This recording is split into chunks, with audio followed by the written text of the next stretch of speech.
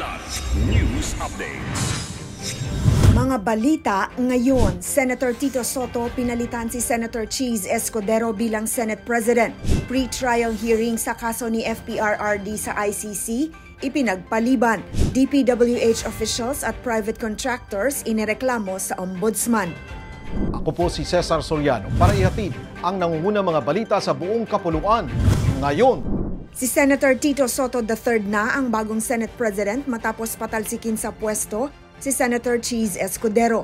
Sa plenary session kahapon, September 8, 15 senador ang bumoto para tanggalin si Escudero, higit isang buwan mula nang ma-re-elect ito bilang SP ng 20th Congress.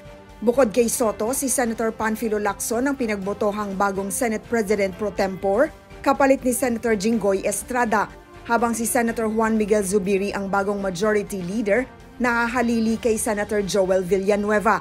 Inihayag din ni Soto na si Lacson na ang tatayong chairman ng Senate Blue Ribbon Committee kapalit ni Senator Rodante Marcoleta sa gitna ng investigasyon ng komite sa maanumalyang flood control projects ng pamahalaan.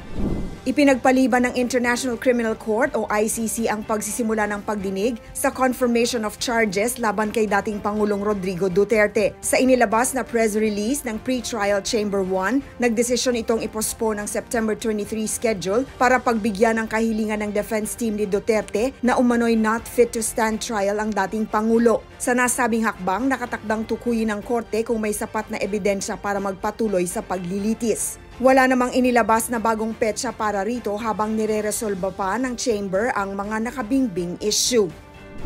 Formal na inihain ni Department of Public Works and Highways o DPWH Secretary Vince Dizon sa Ombudsman ang referral para imbestigahan at sampahan ng kaso ang mga opisyal at pribadong kumpanya na sangkot sa umano'y maanumalyang proyekto sa Bulacan 1st District Engineering Office.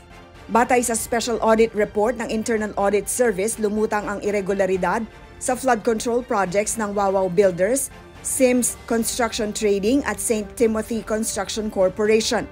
Samantala, iginiit ng mag-asawang Pacifico at Sara Diskaya sa Senate Blue Ribbon Inquiry na ilang mambabatas at opisyal ng DPWH ang umano'y paulit-ulit na humihingi ng 10 hanggang 25% na tara mula sa proyekto.